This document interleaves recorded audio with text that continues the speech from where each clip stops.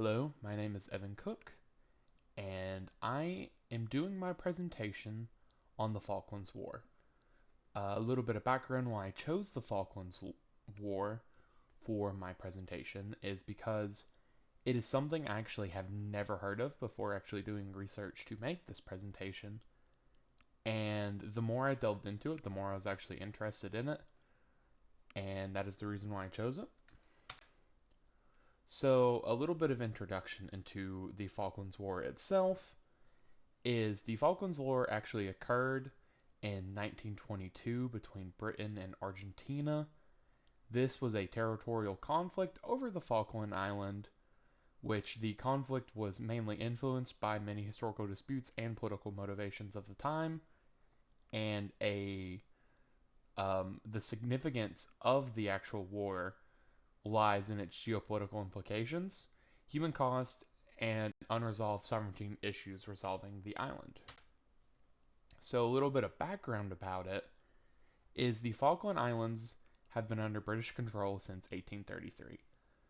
Uh, are claimed by Argentina due to cultural and historical ties to the actual island itself, and long standing disputes which escalated in the 20th century, which is fueled by this nationalism of Argentina, as well as the political instability in Argentina, as well as Britain's determination to maintain sovereignty over the island.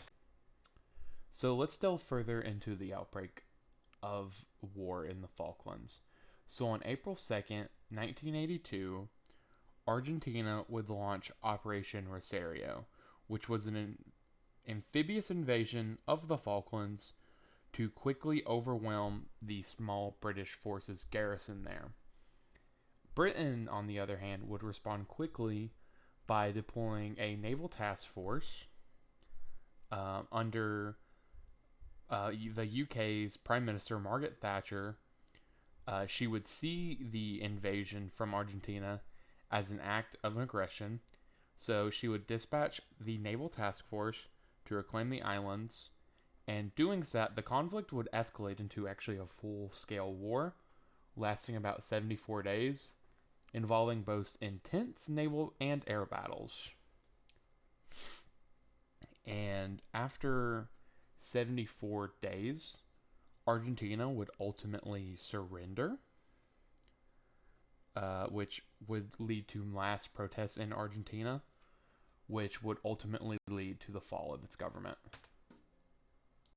So, speaking of major battles which would occur in the Falklands between Britain and Argentina, one of them being the Battle of Goose Green, which happened between May 28th and May 29th in 1982, and it was actually one of the first major land battles where British forces would defeat Argentine troops in a fierce fight. Another one is the Battle of Mount Harriet, June 11th through the 12th, 1982. British troops would successfully launch a night assault, capturing the high ground against Argentine forces.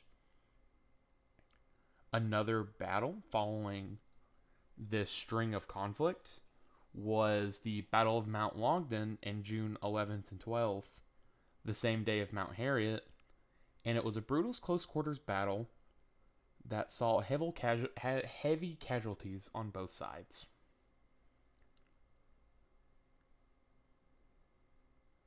The final battle one of the final battles fought was the Battle of Mount Tumbledown, which happened a day after both the Battle of Mount Harriet and the Battle of Mount Longdon.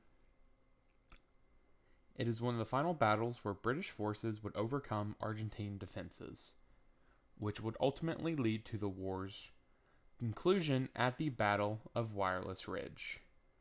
Again, the same day, and it showed the decisive victory that would pave the way for the recapture of Port Stanley, the Falklands capital.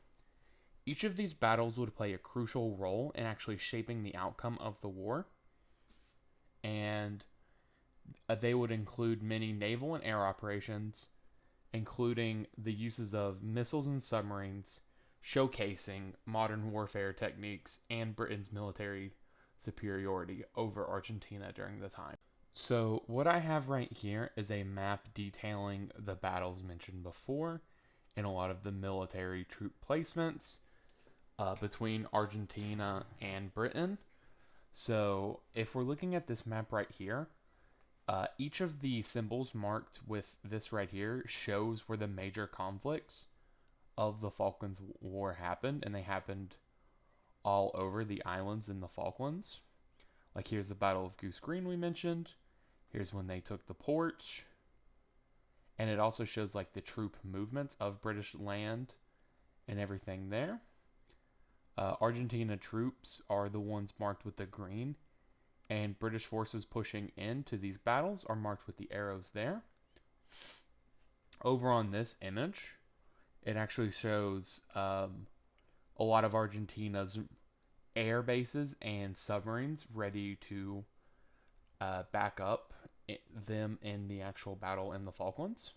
So there were actually a couple key events which ultimately led to Argentina's surrender. So the British forces' strategic maneuvers, which included retaking Port Stanley, would heavily weaken Argentina's military position. And all this sustained pressure would lead Argentina to surrender on June 14th, 1982, which would restore British control in the Falklands, concluding this active conflict.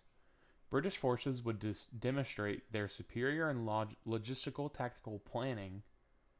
They would issue a naval blockade, which would again isolate Argentine forces, cutting off their supplies and reinforcements, while many aerial campaigns would disrupt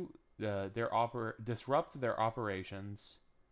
Many ground offensives and strategically targeted Argentine positions, with the Battle of Port Stanley providing a decisive British cohesion, and moral contrasted sharply with Argentina's disorganization and diminishing resolving the Falklands. This would all be compounded by internal political instability in Argentina, as Argentina's military was overextended and fully unable to counter any British coordinated assaults, which again would ultimately lead to their surrender on June 14th, 1982. So the outcome of the war is as followed. Argentina's defeat at the hands of Britain would lead to political turmoil, which eventually contributed to the fall of its military junta and eventually the democratization of Argentina.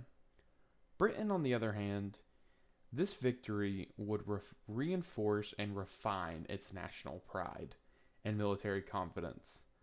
Though the issues of sovereignty in the Falklands persists, it is mainly fueled by the oil interests and natural reserves of the island. So there are many geopolitical implications of the war in the Falklands. So the South Atlantic would gain a strategic importance for both nations during this conflict, and Argentina would still continue to assert claims over the islands which neighbors Argentina, while Britain emphasizes their importance as British overseas territory, especially following oil discoveries throughout the region. Some media and public perception of the war is so British media would actually rally public support, portraying the war as a defense of sovereignty and a truly unjust attack by the country of Argentina. While Argentina and its people's propaganda justified the invasion to its citizens, as well as the international coverage which influenced the global opinion. This really highlights both contrasting narratives of the conflict between Argentina and Britain. So, earlier we discussed the actual battles where they happened and what took place, but some of the the cost of lives. The war claimed 649 Argentinians and 250 British lives. This would leave deep physical and emotional scars on the soldiers who fought this conflict. A lot of memorials and commendations to honor their sacrifices would be erected in the Falklands, which would serve as a poignant reminder of the cost of human war. So let's discuss the legacy of the Falklands War. The war would solidify Britain's military reputation and reshape Argentina's political landscape, which would ultimately transition them to a democracy. This exemplifies the complexities of territorial disputes, as well as their lasting impact on national identity and international relationships. Because one major conflict like this can alter the political landscape and relations that countries have with each other. So, in conclusion, the Falklands War highlights territorial disputes as well as countries' ability to escalate into conflict, which ultimately reveals their human and political consequences.